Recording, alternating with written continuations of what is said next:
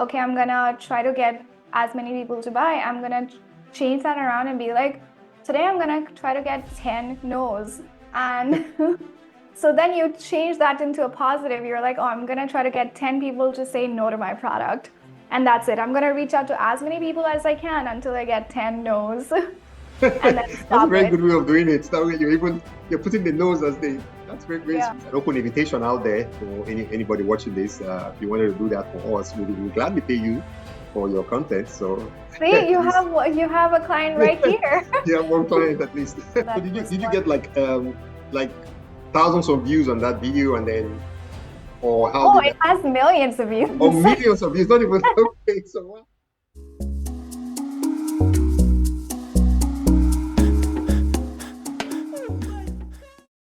Okay. So hi Megha. Nice to have Hi. you on board. So happy to be here. Great, great, great. What time is it where you are now? It is 5 p.m. 9 p.m. Okay. So we're on the West Coast, you're on the East Coast. I Across. know. It's 2 for you guys, right? Yes, yes. Okay. The two coasts. So half your day is over. Yeah, yeah, exactly. So I'm really glad to have you on today. Maybe you can just start off with a quick introduction.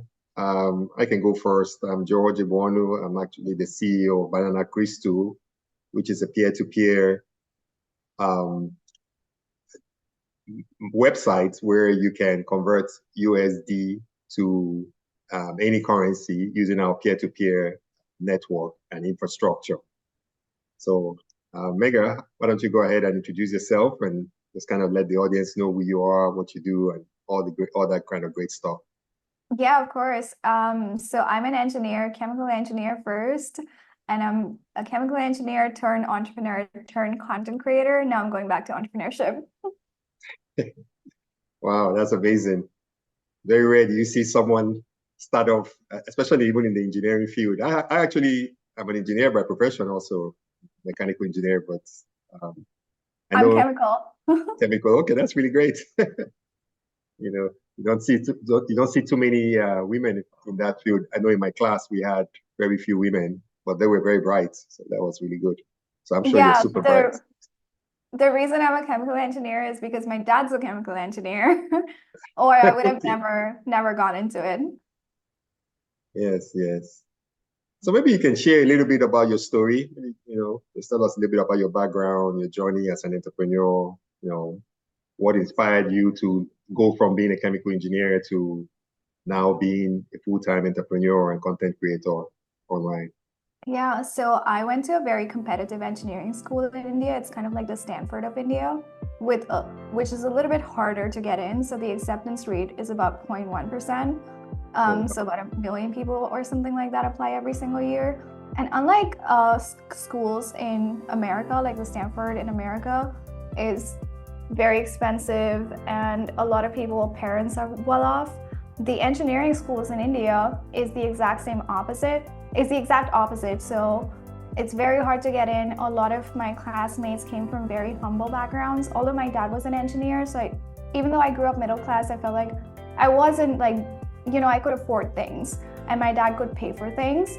So a lot of my classmates weren't that way for them. It was like engineering was their way out. Like they would have to pay for their families and things like that. So it was very competitive.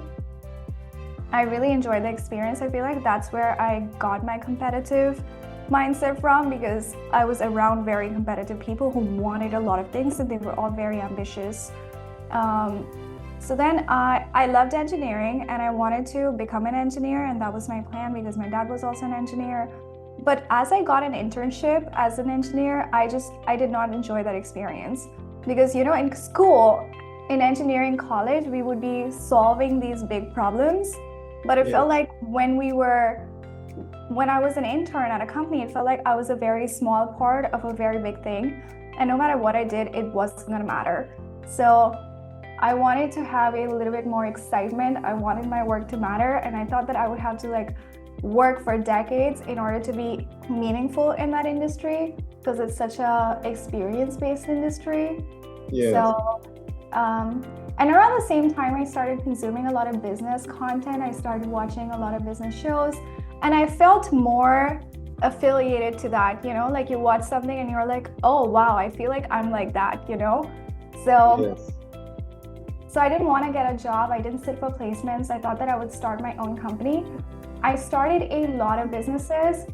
Most were failing. That's always how it starts. That's like you're getting the school of hard knocks. That's what they call it.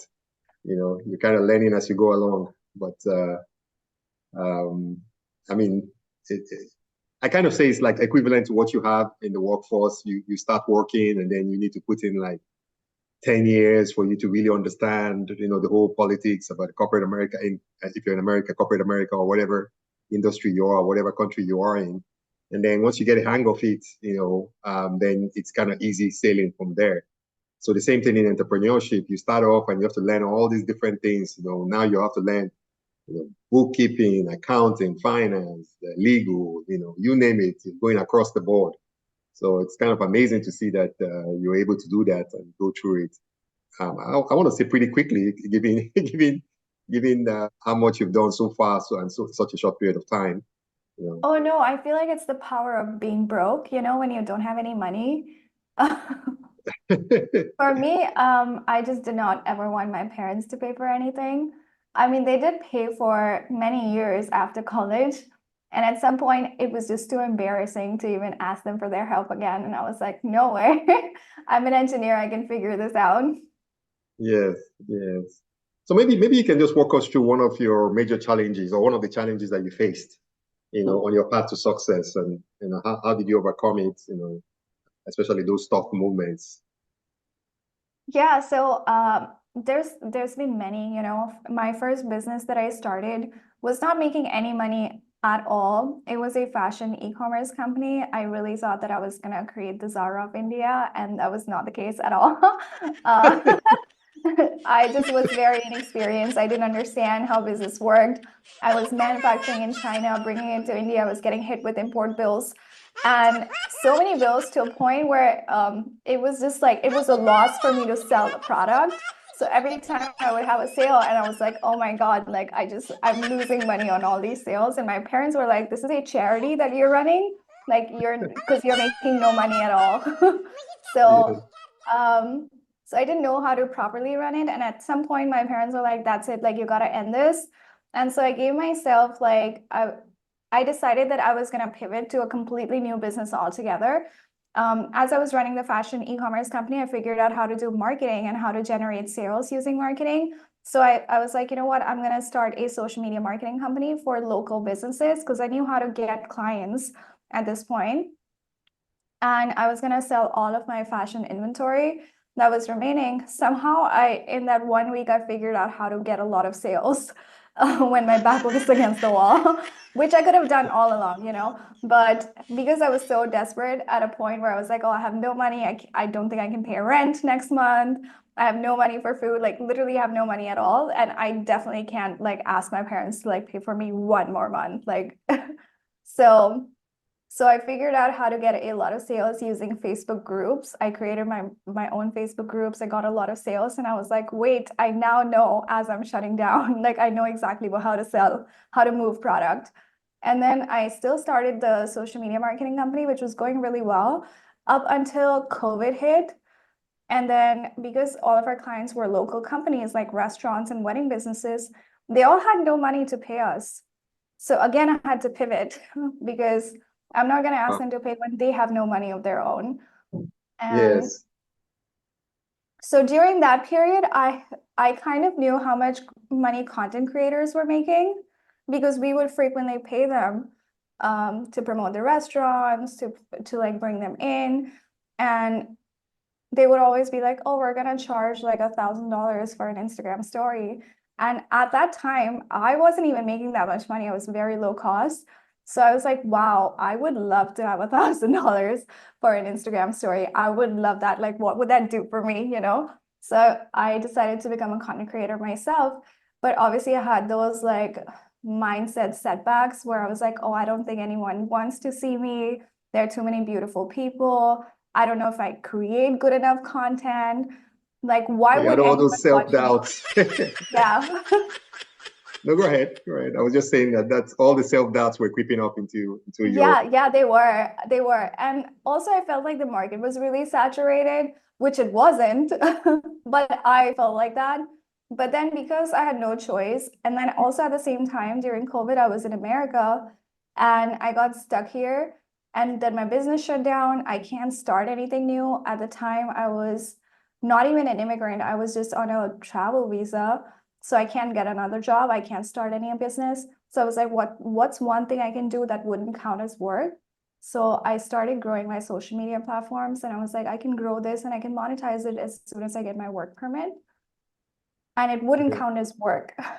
Wow, that's very, very creative there, just to figure out, you're trapped. Most people would have just given up and just, started complaining online, but instead you were like going back to the drawing board, figuring out a way to pivot, try something else, do something else. That's really amazing. Yeah, I think that's where I feel like engineering background helps because you think of everything like a problem and then you try to solve it and you try to separate yourself from the problem. You're like, oh, if this happens, like, what do you do?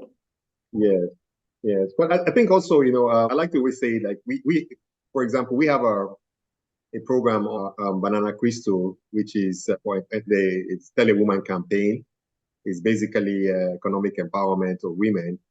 And I like to say that women are already emotionally intelligent. And then when you combine like yourself with emotional intelligence with the problem solving abilities, then it becomes like a very deadly force.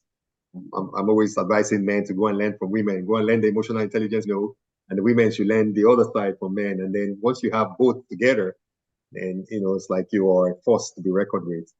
And it seems like you're already doing both. Maybe from your education, you got the problem solving skill set, or maybe from your family, or maybe it's just in you all along. You just do all.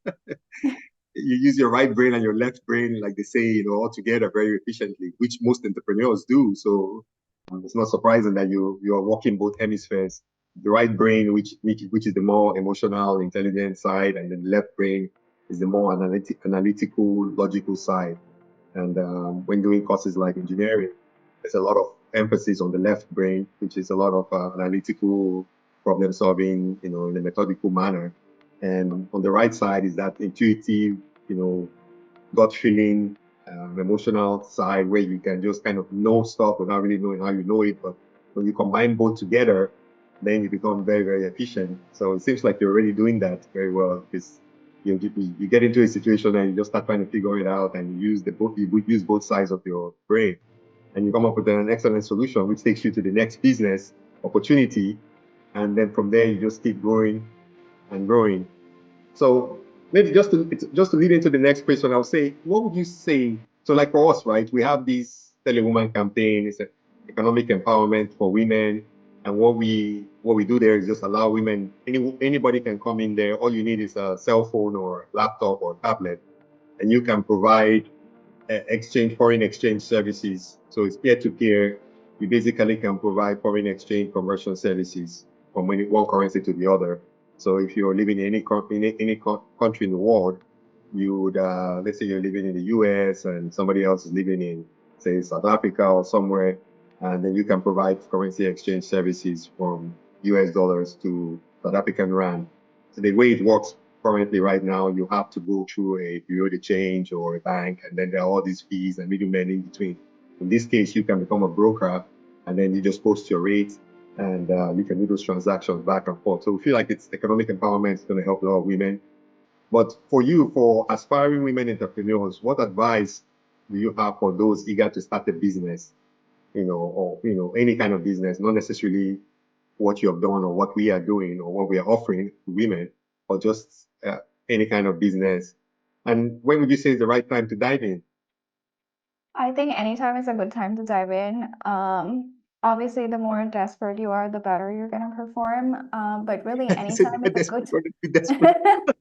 No, I truly believe in it. When when your back is against the wall, your performance for some time, somehow you're way more creative that way, and you get clear thinking, and you know exactly what you want and how to get it.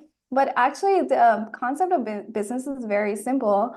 It is to develop a product that you enjoy creating. It can be anything. It can be a virtual product, like you could be a logo designer, or or you could do services, and then you should figure out how to acquire your customers, like who's going to buy it and what do they need and how much can you sell it for, and then also use your sales skills, which I feel like everyone's so afraid of sales, but it's actually not Yeah. that hard. It is just conveying, what you're selling and how you can make their life better. So why do you think a lot of people are afraid of sales though? Because people, you're always selling. You have to sell yourself to get a job. You have to sell yourself to do anything. I mean, most people are trying to sell themselves. They do a lot of you dress nicely. You try to put on makeup, whatever it is. You're trying to sell yourself when you do that, Yeah. right? So it's like you're always selling. So Yeah, why are that's people such a always good afraid of? point. That is such a good point. You're basically always selling with the outfit that you put on, the hair, makeup, or the fact that you're not doing that is also conveying a message. So you're pretty Yeah. much always selling either directly or indirectly. So you should not be afraid of it. You should not be talking about whatever you developed, and you shouldn't be afraid of asking money for it. Yes, and it's funny you said when your back is against the wall, most of the people that we are trying to attract on our platform are people in Africa and sub-Saharan Africa, in Southeast Asia, in Latin America. Their backs are always against the wall. It's like you live on a constant basis where your back is against the wall. So how do you get out of it? There are no jobs. There's really no opportunity to get ahead except you figure out something. So it's funny that you said that because I like to somebody in the U.S. or in Western Europe. There are a lot of systems and processes in place that can enable you to survive. There's even a welfare system in most countries in the developed countries. But in developing countries, there's no such thing like that. There's no safety net, no nothing. So you're literally with your back against the wall. So how do you get them motivated? Because you were able to do that, but most of them are permanently in that state. So it might be a bit more challenging to get off when that's your norm. It's not like it's something that you just stumbled into and then you have to get your way out of it. I think one of it is to see that as a positive, like having your back against the wall is a positive.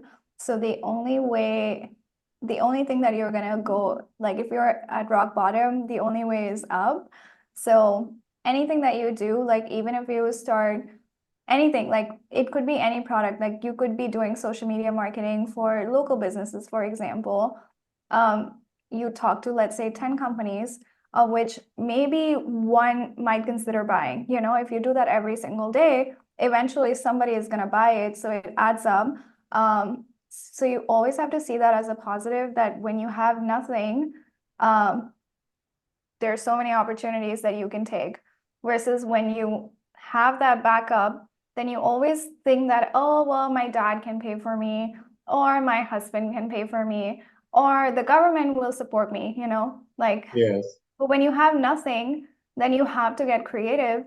And then two, it is to watch so many success stories. So that way you get out of that victim mindset where you're like, oh, things are happening to me. Like I'm in this small village, or I have XYZ problems. Like let's say I have health issues, or I have nobody to help me. I have no family members who can pay for stuff. But when you start watching success stories, you start to associate yourself with that energy instead of associating yourself with the victim mindset. So it is Yeah. very important to have that like good information diet during that period, um, so that you can change your mindset from thinking like, oh, nothing's ever gonna change for me because of like XYZ reasons. Instead of thinking that way, you want to move to, well, if that person can do it, then so can I. Because like I'm no different. Like I'm just a girl from like somewhere, right? We all Yes. have different stories and we all have pros and cons. Stuff happens to us, like it happens to everyone. You want to focus on all the positives and things you can do. Yeah, you're absolutely right. I think sometimes just seeing other people succeeding helps you just get away from that victim mindset or that it's impossible.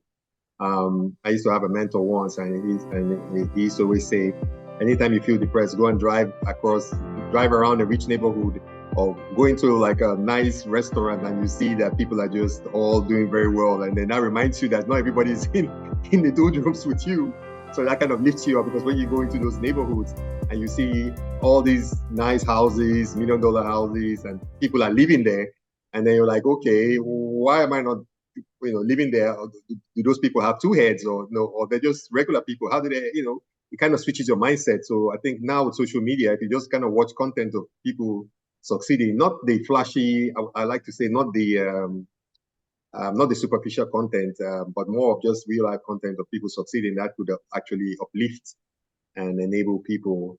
And just to close out on the sales part, I think, how would you say, from your experience, how did you go about dealing with rejection? Because I think that's the main reason why people don't like to sell, because you go out there and you try to sell something and you get rejected, sometimes very nastily or very meanly, and that can just demoralize you for the whole day. So how did you? Yeah, I mean, it definitely happens. It happens all the time. You get rejected all the time. So I think I've changed. There are two ways, okay? One is to just look at it as numbers, that Yes. today you're going to reach out to maybe 10 or 15 or 20 new potential customers. And it doesn't matter. It does not matter how many close. You just care about how many you are going to reach out to. And then at the end of the day, you're not going to worry about any of the results. But when you do that consistently over time, of course, people are going to buy. Of course, it adds up. It always adds up. Yes. So you want to focus on that. And then two is like, when I'm really like, when I'm getting mostly getting rejected, like if I'm launching a new product, like, of course, like I'm going to get more rejection in the beginning, because people don't know about it. People don't care about, there's no actual validation. So I'm going to change my mindset, and instead of thinking that, okay, I'm gonna try to get as many people to buy, I'm gonna change that around and be like, today I'm gonna try to get 10 no's. And so then you change that into a positive. You're like, oh, I'm gonna try to get 10 people to say no to my product. And that's it. I'm gonna reach out to as many people as I can until I get 10 no's. And then That's a stop very it. good way of doing it. That way you're putting the nose as that's very, very, Yeah. very smart to do that way. That's really good. Yeah. So then it's like, then you, every time you get a no, you're like, oh, I won. That's amazing. Never heard it said that way. That's really a good way to look at it. But see, there it goes again. You're using and this is what I keep telling people, you're using your left and your right hemisphere. When you went to your left hemisphere, it was like, just going to do a numbers game. I'm going to reach out to, 10 people or 20 people, and I'm going to try to get this. So it's just more like you're removing the emotion out of it, and you're just saying, okay, just the numbers exercise. So there's nothing really to it. And if you think about it, that's what insurance companies use. And that's one of the oldest businesses in the world, or one of the most profitable businesses. They use, law of large numbers and law of averages, Yeah, which is, it is all numbers. You just have just to all, talk to so many people. Eventually it yeah. all works out. Yeah, they even have statistics, the law of average. If you talk to any 36 people about anything, 12 people will agree to meet you, 6 people will show up for the appointment, and 2 people will buy. Like anything you're trying to sell in the world, that's the law of average. So if you just go with that sentiment, all I have to do is talk to 36 people every day, and I will get at least 2 sales. That's if I'm the worst salesperson in the Can you world. say that number again? Can you say that statistic again? I want to make a note of it. It's called the law of averages. You talk to Okay. if anything you're trying to do or sell, if you just talk to 36 people, at least 12 people would agree to meet with you. 6 people will show up for the appointment, and 2 people will buy whatever it is.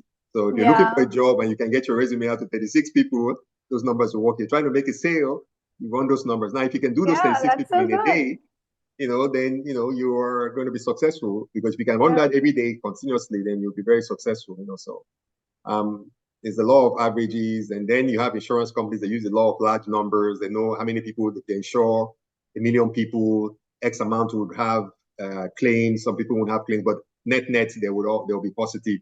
So again, they're using numbers. So it's very analytical. It's not emotional. It's not really based on anything, but just the law of there are different laws of numbers, right? So once you start using those laws of numbers, which again is your left brain, you remove the emotion out of it, and you just go boom, boom, boom.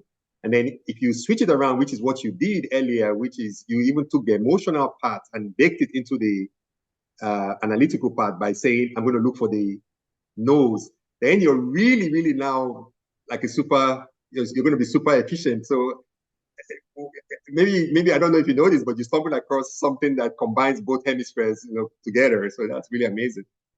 Yeah, like rejection collection. Yeah, right. That's a good one, rejection collection. Wow, that's a really, really good. Um, uh, maybe also because I think using these numbers and just using this whole process, you've gone into the media content creation, so maybe you can talk a little bit about your content creation experience, how you have about your ventures in there. I know you have something with Creator World, maybe you can talk a little bit about that and how you got into that, Yeah. and how it's doing so far. Yeah, so I started, so in 2020 when my other social media marketing company, I had to shut it down because our clients had no money. I decided to start creating content. And again, like you said, law of averages, law of large numbers. I was creating videos like from when I opened my eyes to when I closed my eyes. And I was like, well, something will pick up, and I would learn patterns very quickly because before going in, I always had all these fears. I was like, no one's gonna watch me. Maybe the place is too saturated. It's too late to start. Nobody cares about me. I don't particularly make any good content. Like there's so many better people. And you have all of these thoughts. I was like, well, you know what? I have nothing to lose. I'm just gonna start posting. So I was trying lots of different types of content, like every type of content. And then I thought about that book, the 22 Immutable Marketing Laws. I think that's what it's called.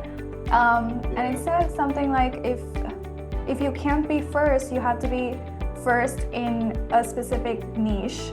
So I decided to create a different type of makeup videos because I wasn't particularly good at makeup. I came from an engineering background. I loved makeup, but I wouldn't say that I was as good as makeup artists. So I thought that I could mix engineering with makeup, and I started using one specific engineering concept of engineering drawing into my makeup videos to make them very different from whatever people were used to seeing. And that's what took off. Okay. Oh, wow. And that became a huge makeup trend. It changed the way women apply concealer, which I know you probably don't know what concealer is, and that's fine. It's a type of makeup that you put under your eyes to brighten up your eyes. So I used engineering drawing concepts, the top view, side view, whatever, to make your face look a little bit more lifted. So if you highlight here and you highlight here like this, it looks like your face is lifted. So so that went on Vogue, and I feel like a lot of people don't remember that I'm the one who started that trend, but everybody uses that method now. And they're always using it, and then I have to point it out. I'm like, hey, do you know I started that trend? They're like, no way you did that. And I have to pull up my Vogue article.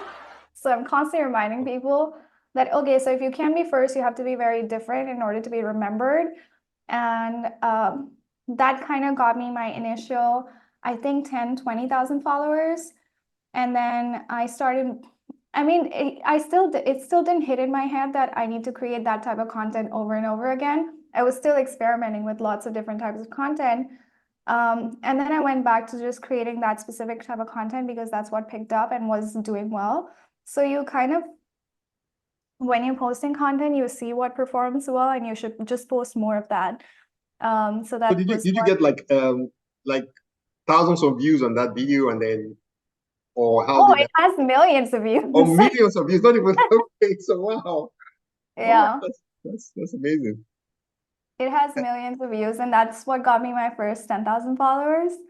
And then over 1 year, I think I barely got maybe 40,000 followers.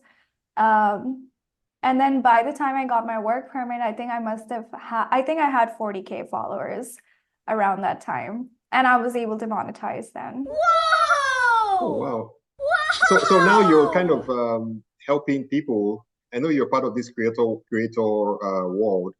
How you, it feels like you're helping people now share more. Maybe you can share more about it and your mission, how you're helping to shape the future for content creators, essentially. Yeah, so Create a World is my company that I started. So I'm kind of going back to a little bit, I'm going back to entrepreneurship again. Well, being a content creator is like being an entrepreneur also. But I wanted to set this up all because it's very, how do I say this? So when I was in college, I used to be the kid in class that sat in the front and then made all the notes, and then my notes would get passed around. So I was always a bit of an educator. So I always like to like conquer something, then document it, and then like pass it on to others. So I've always been an educator. I've always been a helper.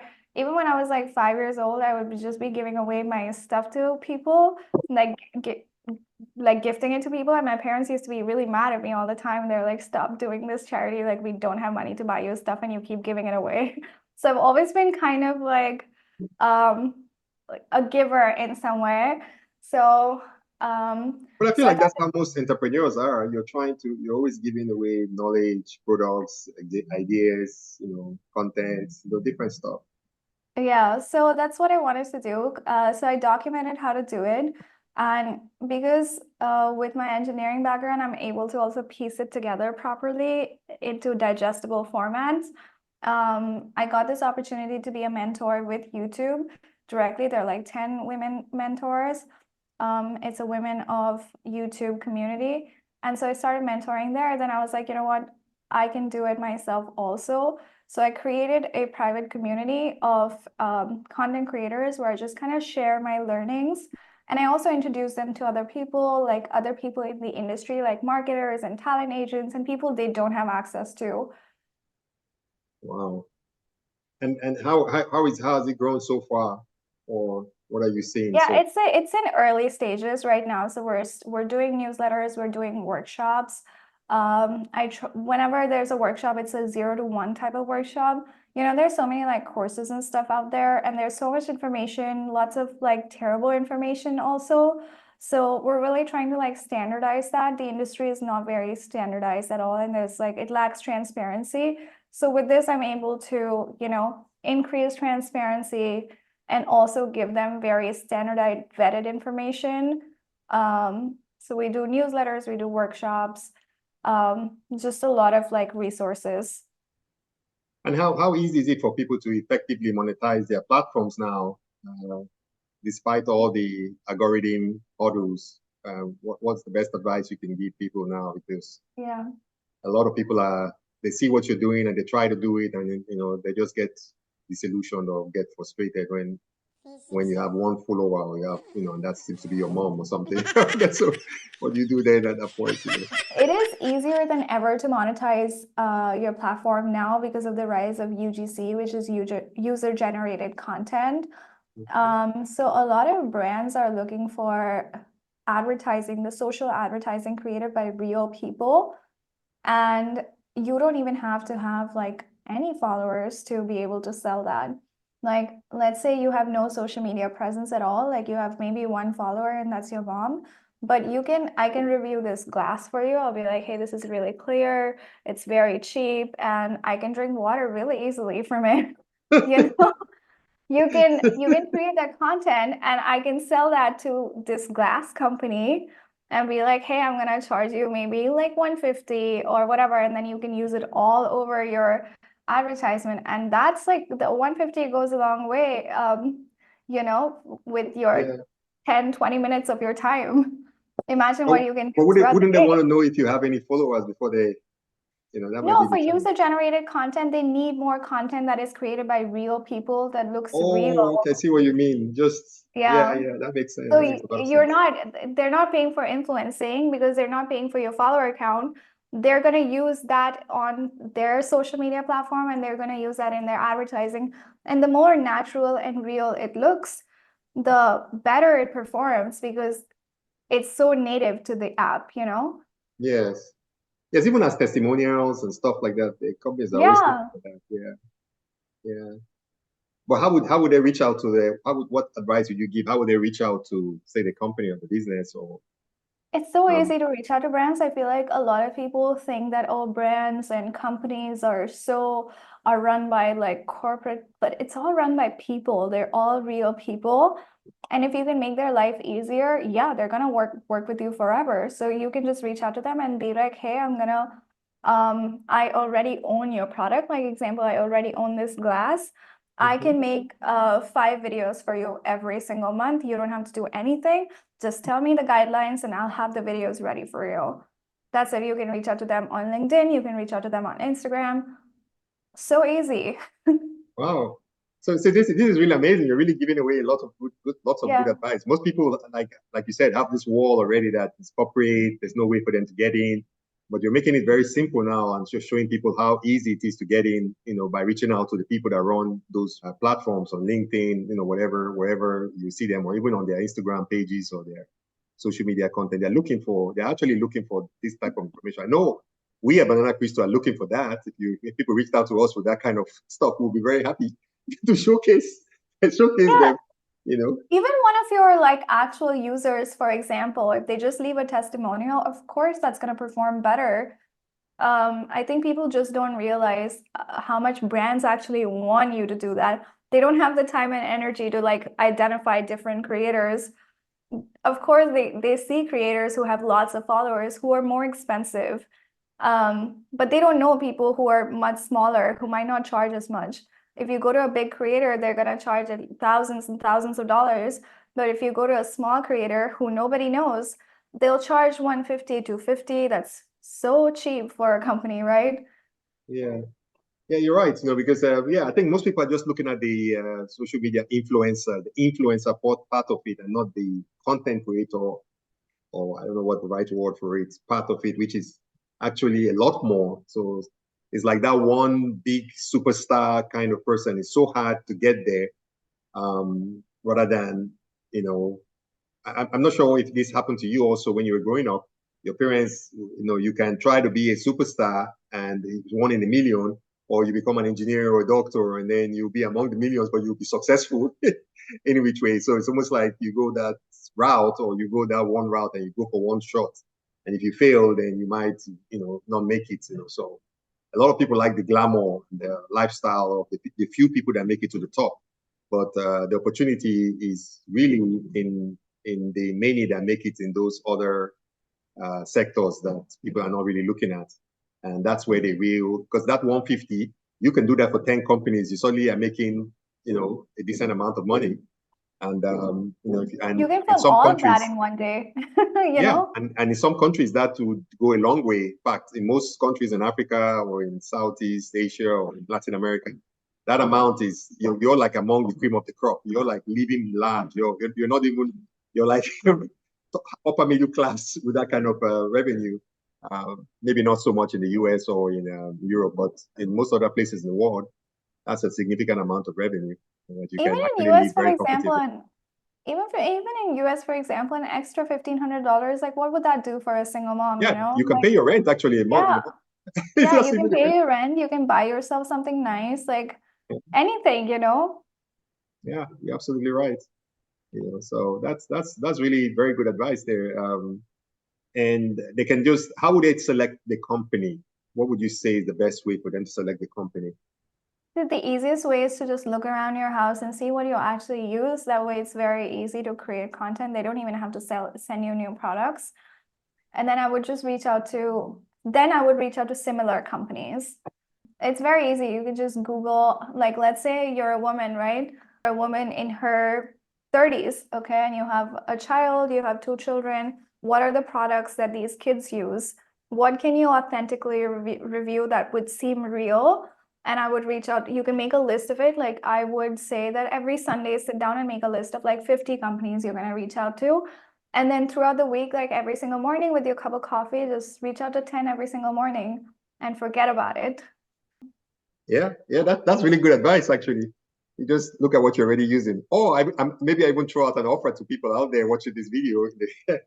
You can come and do that for BananaCrystal. Join the Yeah. Tell a Woman campaign, become a broker. You can start making money by providing Yeah. currency exchange services, just like what Uber did for transportation, where anybody can provide transportation services, and Airbnb did that for accommodation. We are doing that for foreign exchange. Basically, anyone can provide those services, foreign exchange conversion services, in a peer-to-peer manner. So Yeah. it's an open invitation out there for anybody watching this. If you wanted to do that for us, we'll gladly pay you for your content. So See, at least you have a client right here. you have one client at least. You can start from us and then go, to different industries after that, and then make a living from doing that. Now, would you say they should go big, big, big to the top? So what I mean by that is, say you look around your house and you see a product like, from say a company like Procter and Gamble, which is the number one consumer goods company in the world. It's a huge, huge hundreds, over 100 billion. I don't know how much, but over 100 billion um, dollars in revenue, or should they go for like a smaller, maybe you look at your t-shirt and you see, okay, this t-shirt was made by XYZ, and that's a little bit easier to go after them, or Of what would you course. say? Of course, go for the smaller one because bigger companies have way more processes in place and it's much harder to get them. I would go after, if you can find, if you only use products from larger companies, which can happen in like smaller cities, for example, they only have big companies that are in their market. I would just look at their competitors locally and you can even email them, you can give them a call. I know some creators who even cold call and have gotten a lot of brand deals out of it. But I think Yeah. so the easiest way to do it is over email. You can send them a DM on Instagram. You even on Instagram, for example, if you tap a company and you tap like see more, like those companies, you can see a list of companies. So it's easier than ever to find these companies. I would always go after something that's in the middle or even a startup, for example. Startups need content. They're Yeah. just newly funded startups need content. You don't even have to, it can also be software that doesn't even have to, like it can be an app. Everybody needs content. Yes, you're absolutely right. That's true. Everybody is looking for content, and but everybody also has that imposter syndrome where they feel like, oh, there's just too many people creating content out there. It's too late for me to start. The boat has sailed. How do they get over that? Just in this day and age where truly there's lots of content out there everywhere you look, but Yeah, there is a lot out there, but a lot of people are not selling themselves. So if you're watching this particular podcast, you already have that inside information that a lot of people are not selling themselves and they're waiting for things to be handed to them. So you always have a benefit when you reach out to yourself because you've started building that connection. They already know that you can be trusted and you're a business-minded creator. So every company is looking for newer faces, newer shapes, newer styles.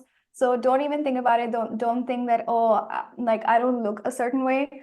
They need newer faces. It's just like on Netflix, you need newer shows and new movies to watch. Online, you need new people to see. So it's never saturated. yeah, but again, you bring up a good point there because if I think about it, like for us, for example, we're looking for people from all these different countries. So if you were, let's say, you're based in Morocco or you're based in, Bangladesh or wherever in the world, you might be the only person reaching out to that area to us from that area. So we will be very happy to have you. Like, so it opens the door up to you. In fact, it's even better if you're in a country where the company has no presence or no branch or anything in there. Yeah, and like it's so hard for you as a company to go look for these people. So if they reach out to you themselves, they've made your life so much easier. Of course, like whenever something new comes up and you've built that personal relationship, you're gonna just send them a quick email, say, hey, I need an extra video today, or I have like something new coming up, I can pay you a little extra for expedited delivery. So it's all about like building that relationship. And when you take action first, of course, you have the benefit of, getting more deals.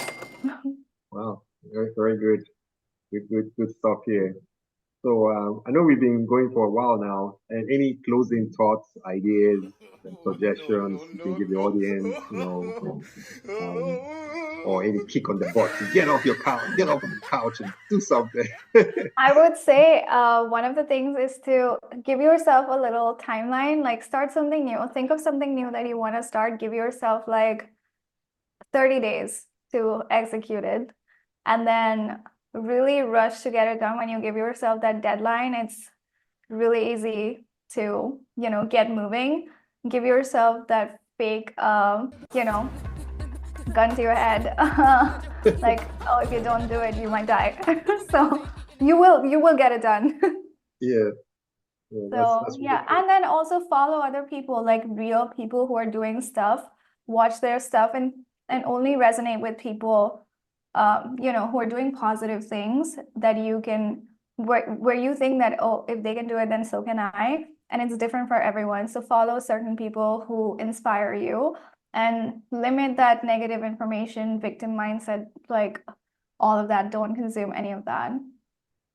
Yeah, I think those people just looking at you and seeing what you've accomplished and all the challenges you've gone through, and how you've been very creative. Just coming, even how you just pivoted from one industry to the next. It's really very inspiring, and it's not. And then the way you've simplified things, just kind of breaking it down in a simplified manner, which I think is a true gift that you have that most people might not see.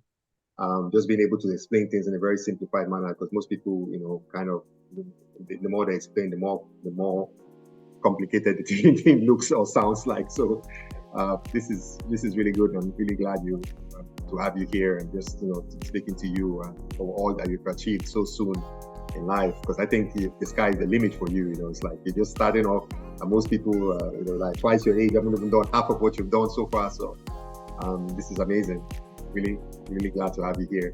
Well, thank you so much for connecting with me, and thank you so much for inviting me. I can't wait to see it. I will also send it across to other people in my community. So whenever you post it, yeah, let me know. Thank you so much. And people can reach out to me anytime. Anyone who's watching this, feel free to reach out. I try to respond to as many people as I can over my email. So yeah, feel free to connect with me on my social media also. Yeah, just let people know what it is also. And we will post it on the show notes, but just maybe you can just let people know how to reach out to you. Yeah, they can reach out to me on my email or on my Instagram. And then if they need a community, if they want to be a content creator, of course, they can follow Creator World Co on Instagram. I'll send you guys we do a lot of workshop, we do a lot of meetups. They can come be a part of it. It's open worldwide. All right, that's great. Great.